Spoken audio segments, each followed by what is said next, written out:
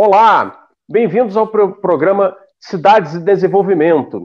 O programa Cidades e Desenvolvimento é uma iniciativa da Revolução Industrial Brasileira, o meu canal, do Infradigital, que é um projeto do meu amigo Rodrigo Conceição, que está aqui do meu lado, e nesse primeiro programa do Cidades em Desenvolvimento, vamos entrevistar o secretário do Gabinete de Inovação de Porto Alegre, Fernando Matos, que está nos acompanhando aqui.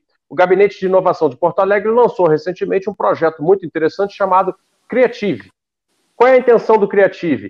Segundo nós conseguimos estudar antes da entrevista, é atrair empresas e projetos inovadores para a capital gaúcha, para Porto Alegre, com a intenção, naturalmente, de mobilizar o desenvolvimento econômico da cidade.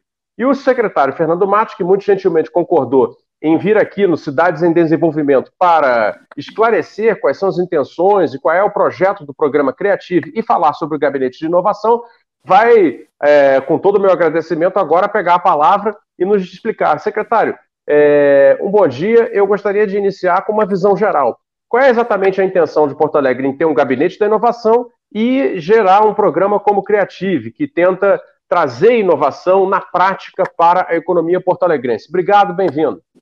Bom dia, Fausto. Bom dia, Rodrigo. Em primeiro lugar, queria agradecer o convite, parabenizar vocês por a escolha desse nicho específico. Esse é um nicho que precisa ser compreendido, precisa ser melhor comunicado, e eu acho que vocês que são multiplicadores de redes, né, vocês podem fazer esse trabalho muito bem feito, na medida que pouca gente percebe a importância das transformações que estão ocorrendo na nossa sociedade.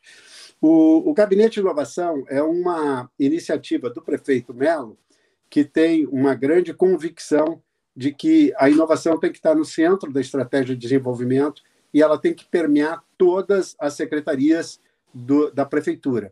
Então, ele, de certa forma, escolheu que o Gabinete de Inovação tivesse status de secretaria, estivesse ligado diretamente ao prefeito da cidade e que fosse um facilitador e um articulador das iniciativas das diversas secretarias. Para vocês terem uma ideia, nós estamos fazendo um mapeamento de 2 projetos inovadores por cada um das secretarias e das correlações da implantação desses projetos inovadores com indicadores de avaliação de uma cidade inteligente. Então, o desafio do Gabinete de Inovação, que é uma estrutura pequena, uma estrutura que tem, 7 pessoas, ele tem 3 funções. A principal função é exatamente colocar o discurso da inovação e a metodologia para fazer inovação de forma sistêmica e sistemática no centro da política do prefeito, ou seja, não tem uma secretaria independente, tem um gabinete de inovação ligado ao prefeito com status de secretário.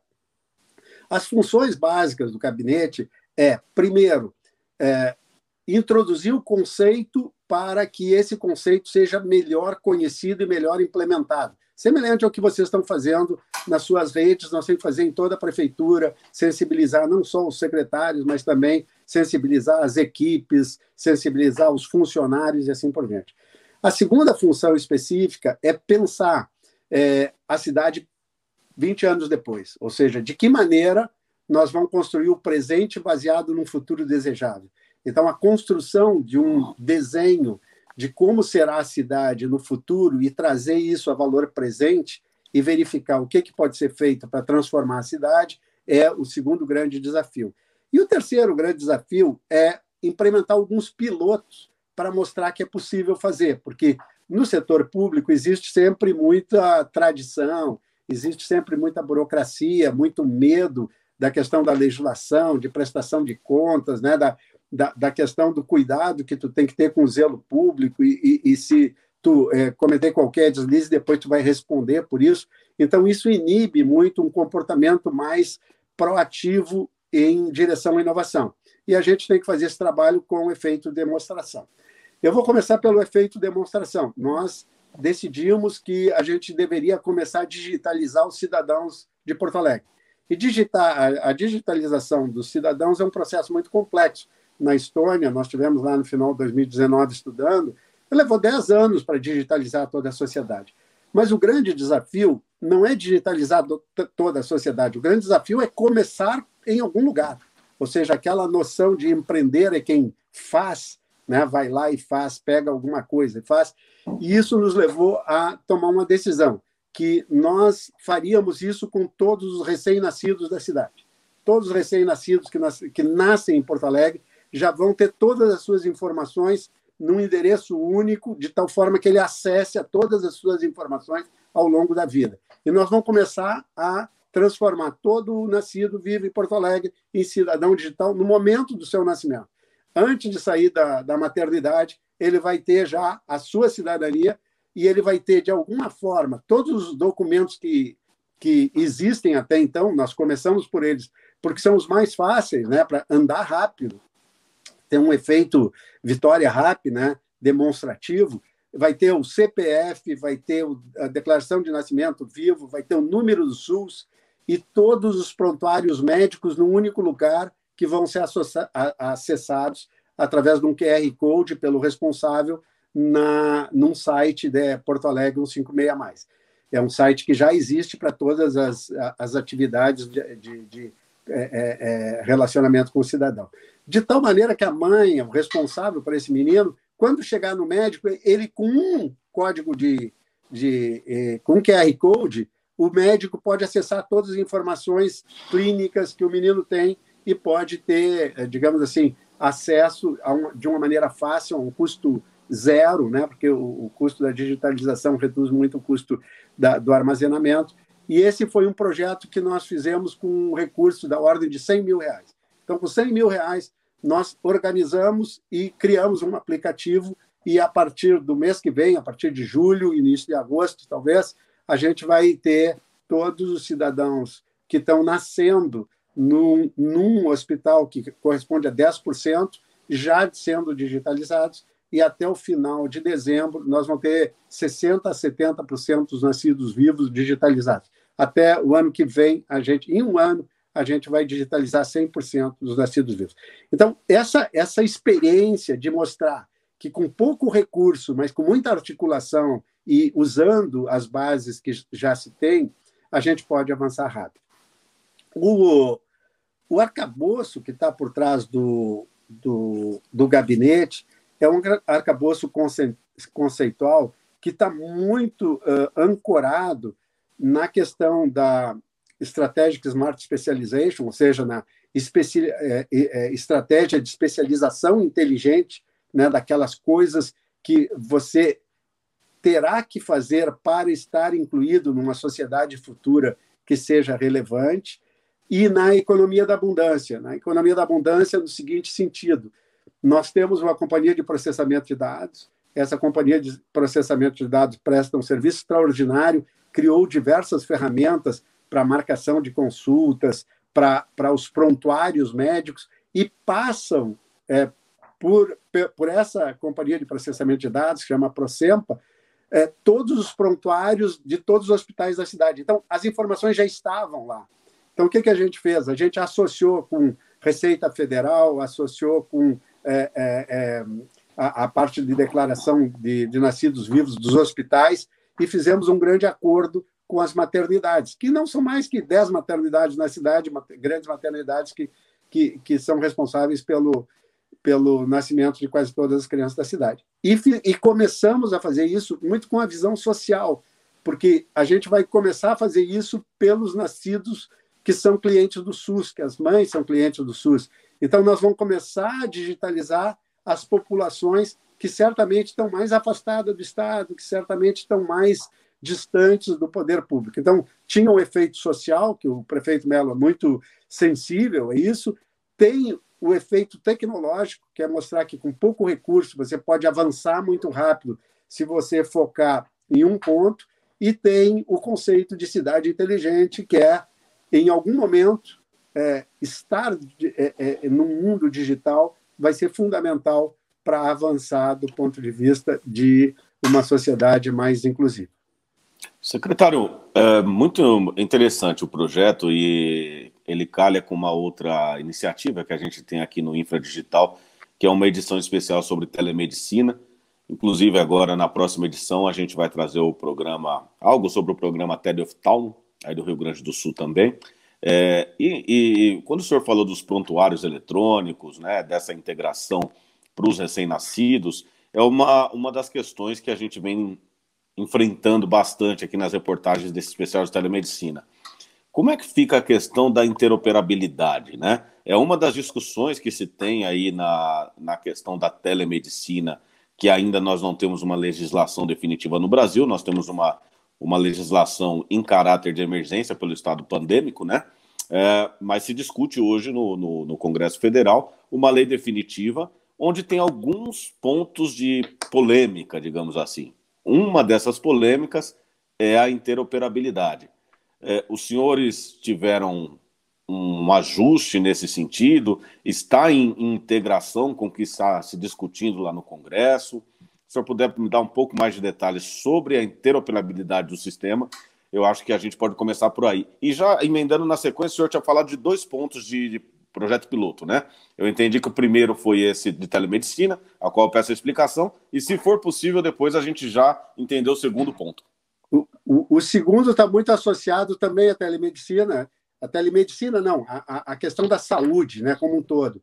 Porque o segundo é a tentativa de mapear, por georreferenciamento, os pacientes que, estando positivado para o Covid, por onde que eles passaram nos 15 dias anteriores, que poderia ser foco de contaminação de pandemia. Então, é um processo que chama GeoCovid, em parceria com a Universidade Federal, de usar os aparelhos Android como utilizando a base de dados dele para geolocalização, porque tu tem o tempo, o local e o tempo de permanência, né? A hora, o tempo de permanência e o local. E cruzar essas informações de tal maneira para saber se as contaminações por Covid se deram no transporte, se deram no comércio, se deram no lazer, né? Ou se deram, não.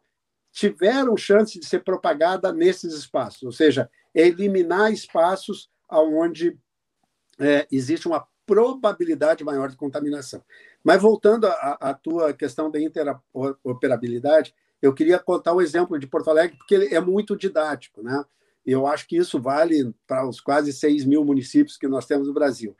Porto Alegre tem uma quantidade enorme de dados. Porto Alegre tem uma companhia de processamento de dados que é muito forte, muito competente e auxilia muito toda a administração. Mas Porto Alegre usa muito mal os dados. Porto Alegre, a maior parte dos dados que ela tem disponível, ela tem dificuldade de interoperabilidade, ela não é transformada em conhecimento e, geralmente, não faz com que a cidadania, o cidadão, se aproprie desse dado para facilitar a sua vida quando tem acesso ao serviço público. Para te ter ideia, nós estamos fazendo um trabalho no 156+, mais POA, que é um projeto do Gustavo Firenze, que eu acho que é uma das pessoas que vocês deveriam conversar, onde a gente pegou a base de entrada, tinha várias bases de entradas do cidadão para a cidade. Caiu uma árvore, o cara reclama, tem um buraco, o cara reclama, o ônibus não passou, o cara reclama, faltou água, o cara reclama, e todos esses canais de entrada chegavam num funil, iam para os respectivos setores, e depois a gente não tinha o feedback da pessoa. Olha, nós resolvemos esse problema aqui da árvore caída, a árvore foi retirada, aqui está a foto do trabalho sendo feito, e esse trabalho custou mais ou menos tanto. E fazer uma pesquisa. Você está satisfeito? E resolveu o seu problema? Por quê? Porque se o cara ligasse 5 vezes para reclamar da árvore, eram cinco reclamações, mas tu não sabia nem como dar devolutiva. Então, esses problemas de estrutura do que a gente chama de Plano Diretor de Tecnologia de Informação e Comunicação era fundamental. Ele é fundamental para que tu depois comece a discutir a interoperabilidade. Porque se cada departamento, se cada empresa ligada ao município comprar o seu software, né, comprar a sua solução e não tiver dentro de um programa articulado com todos, né, dentro do programa do município, acontece um problema que é o que tu disse, que é um dos graves problemas hoje, que é a falta de interoperabilidade. Então, a primeira coisa que a gente está fazendo é apoiar o secretário Schirmer, que é o secretário do Planejamento, na criação do Plano Diretor de Tecnologia de Informação e Comunicação. Porque é através do Plano Diretor que tu vai construir as ferramentas que garantirão a interoperabilidade. Ou seja, qualquer compra tem que estar associada a uma questão de interoperabilidade, né? Qualquer tecnologia tem que estar associada à questão de interoperabilidade. Então, uma das coisas que nós estamos fazendo aqui, ainda nesse segundo semestre vai sair, é o Plano Diretor de Tecnologia de Informação e Comunicação do município como um todo, aonde tu define quais são as diretrizes, para onde tu está indo, qual é a função de cada um, né? Como é que vai se dar as decisões de compra, né? Através de uma diretriz que obedeça a essa estratégia orgânica de construção de um sistema em vez de uma soma de partes, né? Você pode ter uma colcha de retalho ou pode ter um patchwork, que é um conceito um pouquinho mais evoluído do que juntar os pedaços, né? O mito do Frankenstein é isso, né? Pega o braço de um, a perna do outro, coração do outro, vai juntando e no final tu não tem um indivíduo, tu tem alguma coisa com características um pouco monstruosas, porque ela não se caracteriza por uma organização sistêmica estruturada. Com relação a isso, também tem que ter uma preocupação muito séria com a LGPD, né? Que a LGPD te dá uma grande ferramenta e uma grande responsabilidade, ou seja, todos esses dados que eu estou cedendo, né, que eu disponibilizo para quem os detém, traz consigo uma grande responsabilidade, que é o uso. Esse uso só pode ser feito para o que eu te disponibilizei. E, portanto, eu tenho que fazer isso também com uma visão de que eu tenho que respeitar, eu tenho que ter mecanismos de preservação, eu tenho que usar dados anonimizados para que eu não consiga acessar a intimidade, a privacidade dos cidadãos. Então, essa estrutura tem que estar numa lei, é como se fosse a Constituição de um país. É a Constituição do sistema de transformação digital da cidade que vai organizar os processos que garantirão não só o sigilo, a reserva, a confiabilidade, mas também o acesso e a facilidade de controle por parte da sociedade das ações do setor público. Secretário, eu queria puxar o assunto do programa Creative, que afinal de contas é um dos motivos dessa entrevista. O programa, ao que se lê no site da Prefeitura de Porto Alegre, tem uma interface empresarial. Ele tem a intenção declarada de atrair empresas, mobilizar campos econômicos de mais tecnologia, complexidade tecnológica para a cidade. É isso mesmo? O que está sendo feito? Qual é o horizonte? E que tipo de resultado se espera? Queria que o senhor comentasse um pouquinho a respeito, por favor. Fausto, foi muito bom tu trazer o programa, porque para entender o programa, tem que entender o programa de governo do prefeito Mello. No programa de governo do prefeito Mello, tinha algumas questões que eram básicas. A primeira questão básica é que no mandato anterior, o prefeito aprovou um aumento de IPTU para ocorrer simultaneamente, em cascata, ano a ano por 4 anos. Tá? Então, era um programa que tinha como visão básica a garantia da prestação do serviço público, aumentando a receita. O que é uma estratégia muito normal nas prefeituras, no setor público estadual, federal e municipal. Só que a gente entendia que a crise que o país está vivendo e o tamanho da carga de imposto é muito alta. Né? É óbvio que falta recurso para algumas coisas, mas tu não pode aumentar o imposto simplesmente para resolver o problema. Você tem que pensar do ponto de vista do cidadão. O Estado é uma ferramenta de melhoria da qualidade de vida do cidadão. Então, o prefeito fez 2 coisas. Ele disse o seguinte: se eu for eleito, eu vou sustar o aumento subsequente dos 3 anos, né? E vou evitar o aumento de imposto. Então, a primeira noção, que eu acho que foi uma noção de rompimento do prefeito Mello, é o seguinte: não é aumentando imposto, não é só aumentando imposto que você resolve o problema do Estado. Então, ele se elegeu dizendo o seguinte: esse aumento de imposto dos anos 2022, 2023 e 2024 não vai ocorrer. A segunda coisa importante é que o vice dessa chapa que chegou ao poder agora em 2021, é um liberal clássico, tá? Era um vereador da cidade, muito ligado ao Instituto de Estudos Empresariais, e esse vereador tinha criado, no ano anterior, a Lei de Liberdade Econômica, que era descer a Lei de Liberdade Econômica Federal para o município. E a Lei de Liberdade Econômica, ela tem como principal objetivo garantir coisas que óbvias, né? Aquela coisa, o óbvio nem sempre é visto com tanta clareza.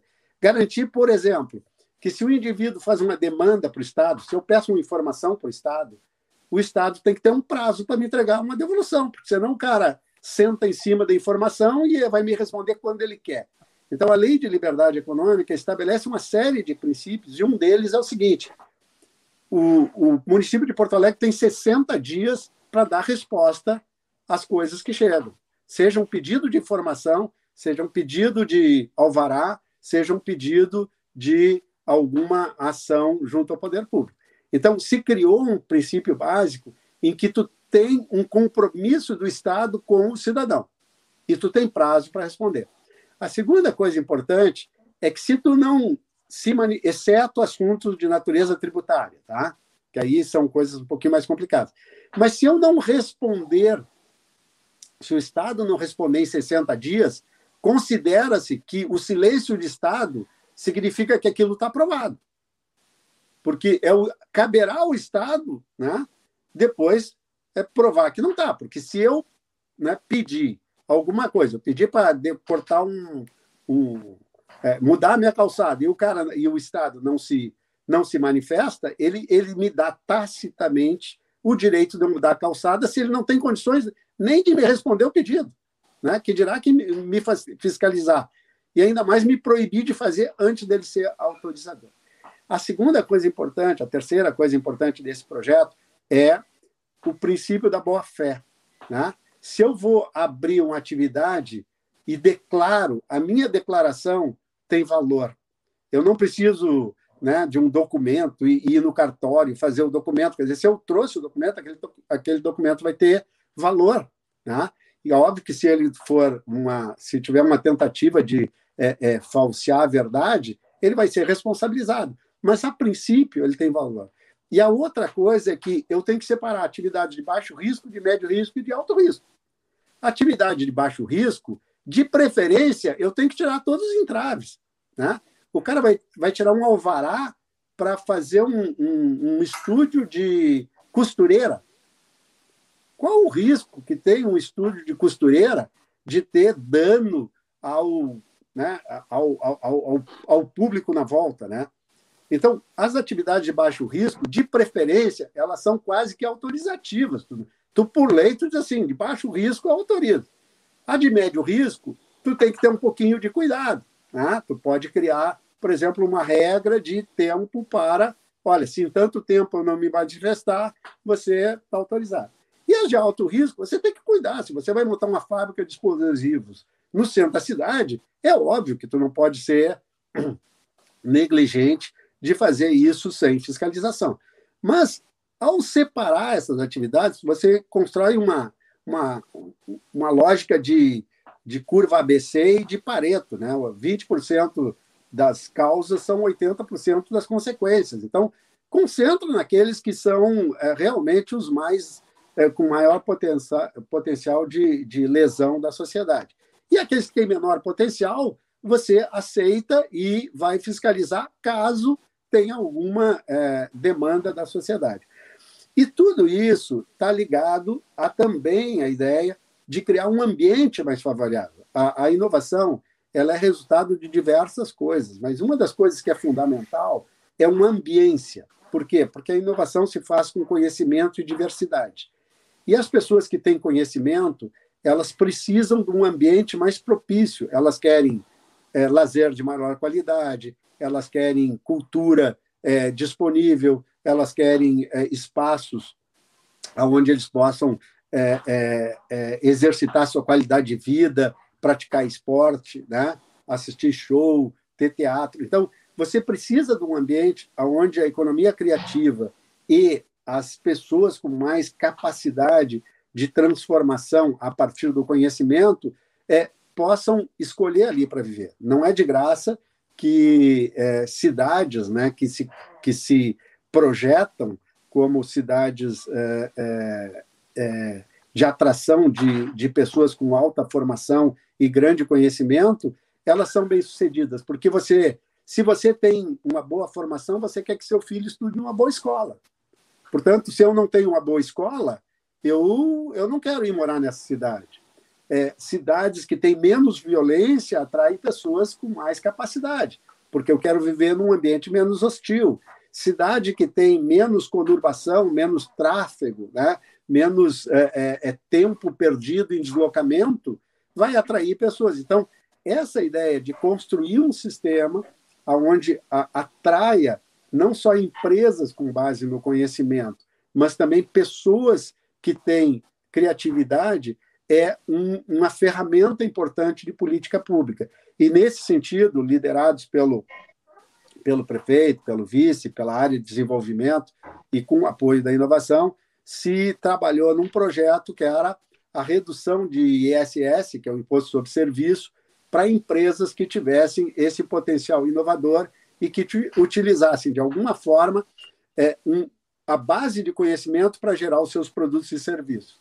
Então, se abriu a possibilidade de colocar uma redução de imposto sobre serviço de 5% para 2% para esse tipo de empresa, para esse tipo de atividade, para atrair estes profissionais.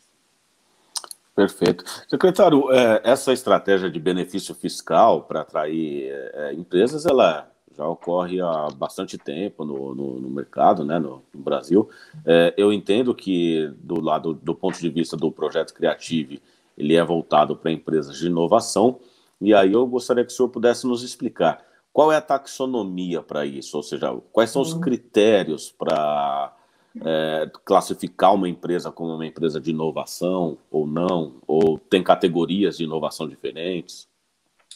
Olha, a literatura permite que você tenha diversas formas de fazer isso, mas, basicamente, as formas clássicas de fazer isso, tanto no governo federal, tanto nas organizações mundiais ou nos países mais desenvolvidos, normalmente se dá muito valor ao número de novos produtos criados, ao número de pessoas com formação mais qualificada, com mestres e doutores nas suas equipes, ao percentual que a empresa reserva para pesquisa e desenvolvimento de novos produtos, novos serviços, né? Então, tem mecanismos que são usados tanto pela FINEP, NPq e todos os órgãos, né? O Ministério da Economia, Ministério de Ciência e Tecnologia. Então, existem formas que tu identifica a natureza da atividade e a quantidade de recurso que aquela empresa associa aos seus processos de desenvolvimento e qualificação de produtos e serviços. Então, isso não é muito complicado do ponto de vista de se acompanhar, controlar e identificar. Basicamente, como a gente tem o princípio básico da declaração, né, de acreditar na declaração, então o que a gente vai fazer é receber a demanda, a empresa vai dizer por que ela se considera uma empresa inovadora e por que esse serviço é um serviço inovador. Como a prefeitura, o principal tributo que ela tem com relação a isso é o ISS, é o serviço, né? Então, por que aquele serviço é inovador? Por que aquela empresa é inovadora? E a gente vai simplesmente verificar, né? Existem algumas condições, tá? Existe um limite um limite prudencial, quer dizer, até 3% do total do ISS é o que está sendo colocado à disposição dessas empresas, quer dizer, senão, né, poderia ter um desequilíbrio econômico financeiro, e existe uma série de requisitos que a empresa vai ter que declarar e, se for preciso, vai ter que comprovar, além do fato dela não ter dívida com a prefeitura e assim por diante. Perfeito. Só para complementar, secretário, a gente tem uma nova diretriz e muito impulsionada pela pandemia, pelo advento da pandemia. Agora, em janeiro, a União Europeia publicou um documento chamado de Indústria 5.0, onde ali os países do bloco europeu se comprometem, né, a criar um novo ambiente industrial. Pelo que eu entendi do documento, eles falam que usaremos conceitos da indústria 4.0, né, os conceitos de digitalização da indústria 4.0, ou seja, machine to machine, internet das coisas, etc., mas acrescentariam os preceitos do ESG, né, ou seja, as questões ambientais, sociais e de governança. O intuito da indústria 5.0, pontuado ali pela União Europeia, é que se desenvolva uma indústria mais voltada para o desenvolvimento humano e também social e também ambiental, ou seja, social e ambiental. Diferente do que é hoje, né? Que as indústrias elas trabalham basicamente para apresentar lucros ali para os seus acionistas. Eu gostaria de saber se a cidade de Porto Alegre, se o Brasil, na sua concepção, ou na concepção da gestão de Porto Alegre, já está começando a se alinhar essas questões, se isso está sendo considerado como um avanço industrial, ou seja, quando tem um programa de inovação, de digitalização como o de vocês, se já está alinhado com essa nova questão, essa nova ordem que deve ser mundial, né? Perfeito, Rodrigo. Muito bem colocado. Normalmente, existem alguns conceitos que são mal utilizados, né? Os CEOs das empresas mais tradicionais, eles estão focados no desempenho financeiro. Normalmente, porque o desempenho financeiro, porque o contrato do CEO, o contrato dos diretores, ele geralmente tem um prêmio, né? Um plus para o desempenho financeiro. Então, quando eu faço isso, eu estimulo a cabeça da empresa a determinar que o ganho financeiro é a coisa mais importante para a empresa, independente do impacto social, ambiental, né? Independente do nível de satisfação das pessoas e, às vezes, até correndo riscos de impactos em relação às pessoas, em relação ao cumprimento de leis, sejam elas trabalhistas ou sejam elas ambientais. Então, essa distorção vinda de um modelo muito perverso, baseado em resultado, apenas em resultado financeiro, ela pode gerar uma grande disfunção. Às vezes o discurso da empresa é extremamente social, né, ambiental, mas a prática não necessariamente assim o é. A outra coisa importante aqui é que as pessoas estão... Quando a gente fala em indústria 3.0, 4.0, 5.0, né, a gente sempre associa a questão tecnológica. A questão tecnológica do ponto de vista da tecnologia como é vista, vamos reduzir, né, até porque eu sou engenheiro, pelos engenheiros, ou seja, é o device, é o equipamento, é o aplicativo, é a ferramenta que está por trás daquela prestação de serviço ou daquele produto. Quando, na verdade, tecnologia é qualquer coisa que você utiliza para resolver um problema. Então, quando eu estou falando em tecnologia, eu estou falando em tecnologia social, eu estou falando em tecnologia gerencial e eu estou falando em tecnologia digital. Por que eu estou organizando dessa maneira? Porque de nada adianta, eu falei há pouco, um cara que quer morar em Palo Alto, na Califórnia, se Palo Alto for uma cidade agressiva e preconceituosa e uma cidade sem lazer, provavelmente Palo Alto não seria o lugar para onde os caras top de tecnologia permaneceram por um tempo e hoje já não é tão assim, mas ela foi um grande atrativo de sérios para aquela região. Por quê? Porque a tecnologia social é como dar a garantia de que todas as pessoas vão ter dignidade e que você vai ter redução das diferenças e que você vai ter aceitação das diferenças. Então, a construção desse ambiente social é uma tecnologia altamente sofisticada. Tá? E a gente pensa que isso vai acontecer por si só. Né? O caso de Medellín é um caso histórico, um caso clássico, né? Está na literatura, quem vai lá fica muito admirado. Por quê? Porque era um lugar onde o tráfico de drogas e as quadrilhas, né, que que gerenciavam a questão da cocaína, definia os padrões de vida das pessoas. E muita gente morria e tinha um grande impacto social.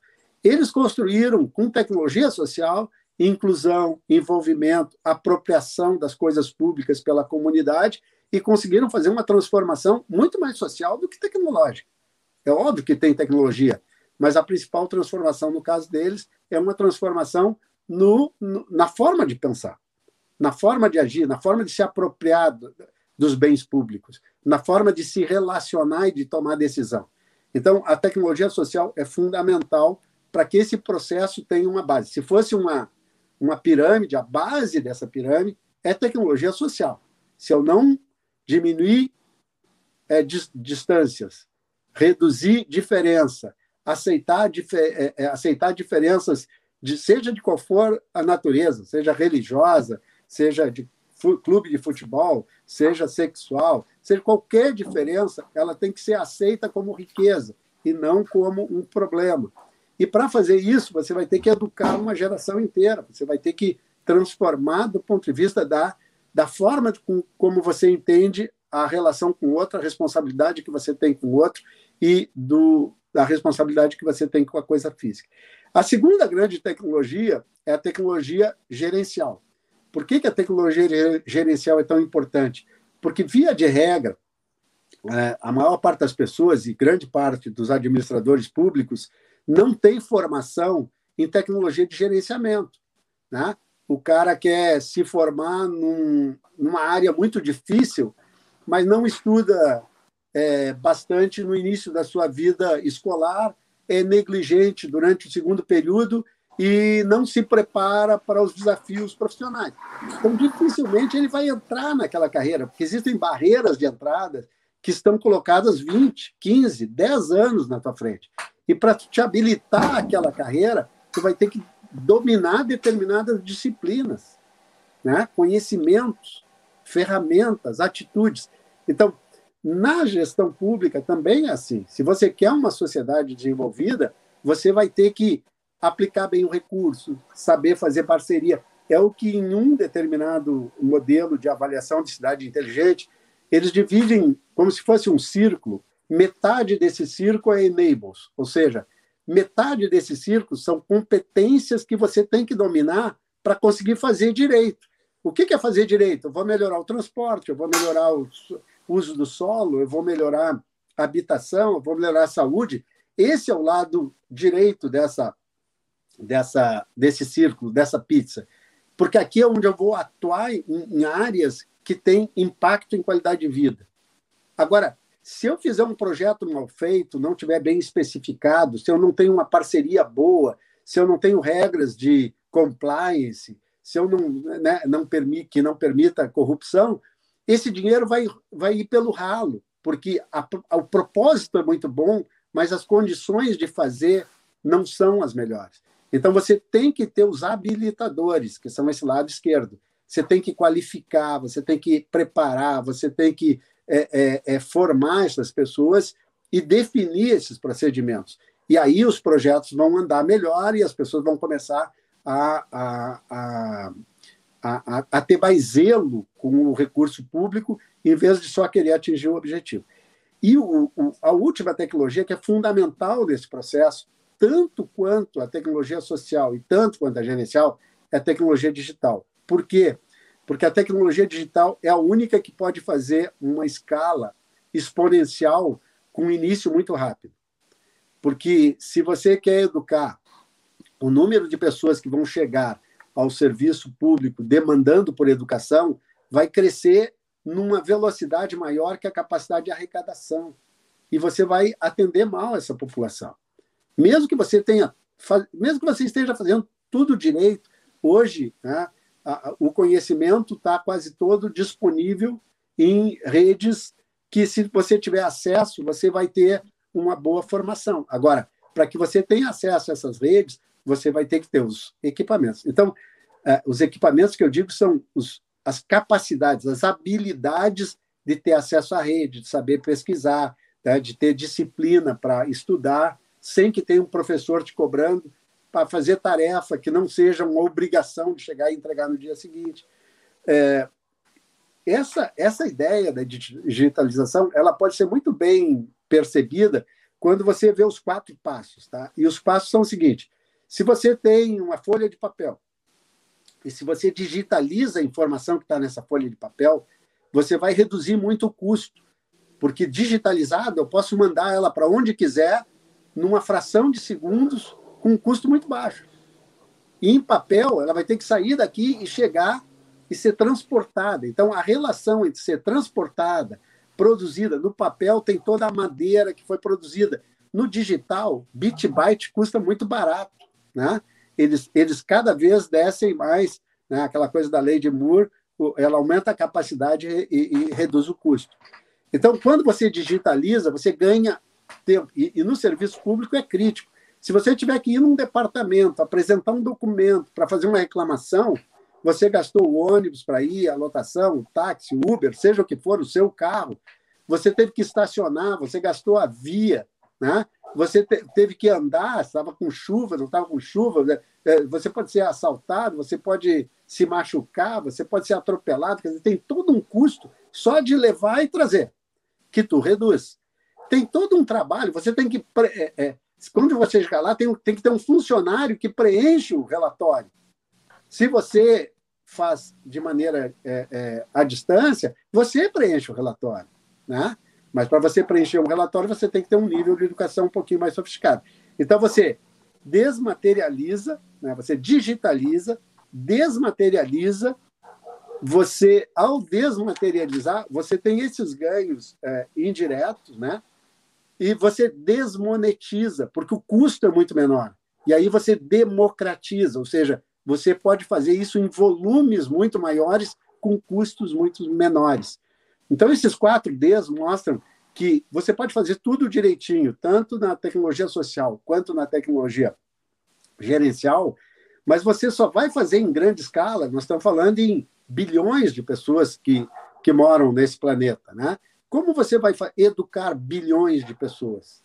Né? Se você pensar pelo método normal, clássico, você dificilmente vai conseguir uma educação que seja capaz de uma intervenção no mundo mais sofisticado. Então, você vai ter que associar as ferramentas antigas de educação, né, às novas ferramentas, assim como você falou da medicina. Né?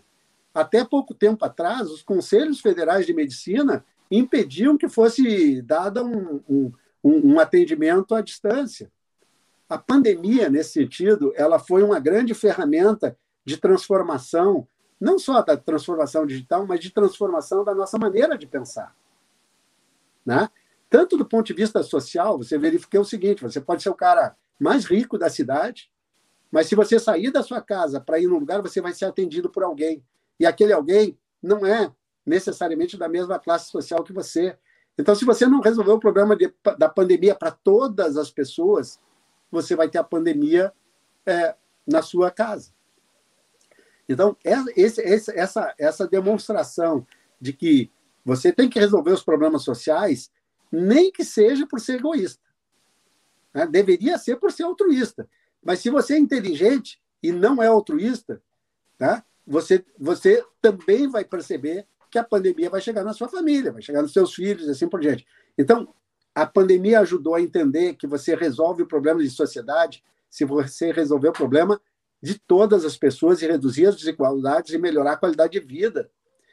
Você também pode ter muito ganho se você passar para processo de transformação digital e fazer com menos custo. O Estado vai sair mais barato, o custo vai ser menor e você vai poder ter mais qualidade de vida. O teletrabalho é uma evidência. Né? Hoje, grande parte das pessoas, sejam eles iniciativa privada ou setor público, está trabalhando com aqueles que podem, né? Está trabalhando à distância. Então, essas transformações demonstram aquilo que a gente falou, né? Que as ferramentas de tecnologia social, gerencial e digital são ferramentas importantes para apoiar o processo de transformação da sociedade. Perfeito. Secretário, eu queria encaminhar aqui o final da nossa entrevista, já lhe agradecendo bastante, pedindo um comentário que pode ser rápido, objetivo, assim, mas Porto Alegre sediou, ao longo dos últimos 10, 12 anos, a primeira experiência brasileira, e talvez a única na história, de alta tecnologia na microeletrônica, que foi o Centro Nacional de Tecnologia Eletrônica Avançada, que é o CEITEC, né, e que o governo federal vem num esforço de desfazer, vai descomissionar a fábrica, vai desfazer a empresa, etc. E como eu trabalho já com essa questão mais da economia produtiva, vinha saber do caso da CEITEC e descobri que várias pessoas que são doutores em engenharia eletrônica, cérebros muito qualificados, estão, na verdade, de partida, vão sair da cidade para ir trabalhar em outros lugares, talvez até fora do Brasil. Então está havendo, em função da extinção da CEITEC, uma fuga de cérebros. Isso, claro, não se coaduna com o discurso que o senhor colocou ao longo da entrevista. E eu queria saber, a Prefeitura de Porto Alegre tem alguma opinião, o Gabinete da Inovação tem alguma opinião a respeito do fechamento da CEITEC? Bom, é um assunto bem complexo, tá? O que você colocou é uma forma de enxergar e é uma forma também legítima de enxergar. Quer dizer, a CEITEC foi um esforço do governo federal para fazer a fixação de um determinado tipo de conhecimento em microeletrônica no Brasil e especificamente em Porto Alegre. O problema é que esse processo ele começou enviesado desde o início, né?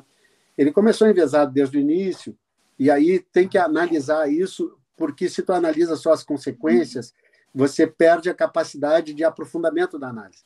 Ele começou errado desde o início, porque ele começa a partir de uma doação de um equipamento da HP que já estava obsoleto para HP. E nessa área de microeletrônica, há um processo, aquela lei de Moore, de novo, né? Há um processo de redução dos tamanhos, aumento das capacidades e sofisticação da tecnologia tremendamente rápido. Então, como demorou muito, eu não sei quantos anos demorou, mas foram mais de 10 anos no processo de transição de uma fábrica que já estava sendo desmobilizada por ser uma tecnologia já inadequada para resolver aquele problema. Quando essa fábrica chega e é instalada, ela está muito defasada tecnologicamente, né? Ela trabalha com um tamanho, e hoje a indústria mundial trabalha com um tamanho 100 vezes menor. Então, do ponto de vista da riqueza do que foi aquilo em determinada época e do que é hoje, é bastante distinto. É óbvio que o esforço colocado ali tem um ativo que poderia ser educacional, tem um ativo que poderia ser desenvolvimento de capacidades, tem um ativo que poderia ser aprendizado, né? Tem várias coisas que são ativos importantes ali. Agora, quando você olha do ponto de vista econômico e do ponto de vista tecnológico, ele está muito defasado, muito distante e muito caro, né?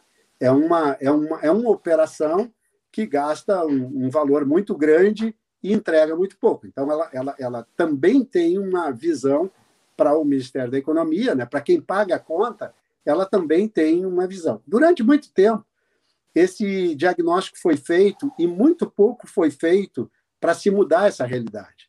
Então, o pessoal que reclama hoje ficou parado muito tempo e esse muito tempo fez o distanciamento virar um custo alto. Eu, por exemplo, na época, eu estava na secretaria, era secretária adjunto de inovação do governo do Estado, quando eles nos procuraram.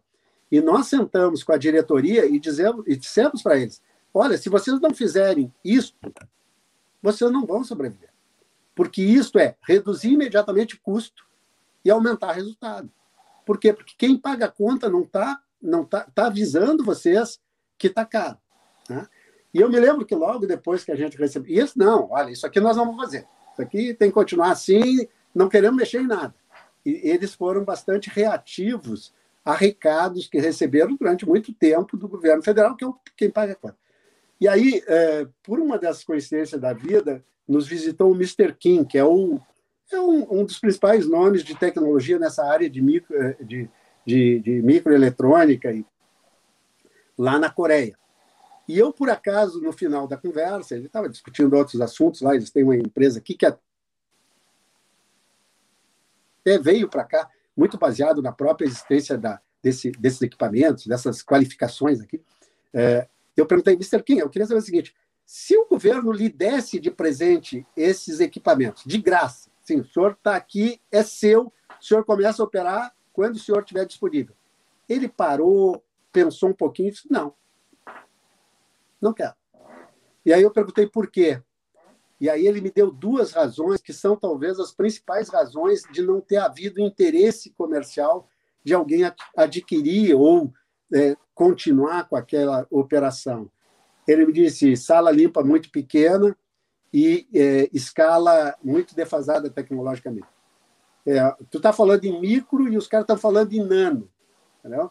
Então, não tem como tu transformar aquilo numa operação comercial. Ela é muito mais hoje um laboratório que poderia ser para a educação. Aí você chama os setores de educação e diz, quem quer de presente? Não aparece ninguém. Então, tem um discurso que eu acho que é legítimo, que tem a questão da formação, da qualificação, da equipe, mas tem um outro discurso que é a realidade. Né? A realidade é o seguinte, tem uma determinada operação que tem um custo alto, se eu não me engano, eu nem vou dizer o valor, porque talvez eu mas é coisa de milhões por ano, e não tem produção que sustente a operação.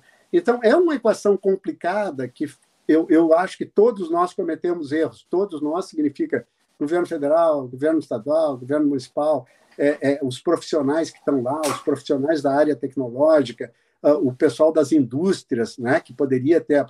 Então, foi um erro coletivo que era uma tragédia anunciada e que eu não sei como é que está a situação agora, mas, pelo que a gente sabe, houve uma intervenção e está sendo encerrada. Mas é uma coisa que era bastante previsível já há 3, 4 anos atrás. Muito bem.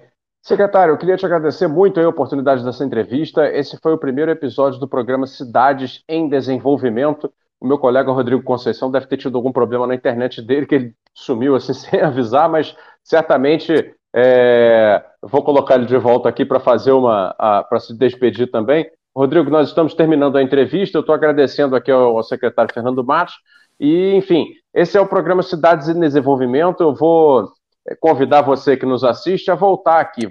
Vamos tentar fazer sempre uma vez por semana um programa que vai tentar explorar as possibilidades, as perspectivas de desenvolvimento, tanto de tecnologias quanto de soluções para os municípios brasileiros, numa perspectiva de fazer melhorar o ambiente municipal a partir de uma iniciativa de crescimento, de uma iniciativa de agregação de valor. Pessoal, obrigado. Até uma próxima edição do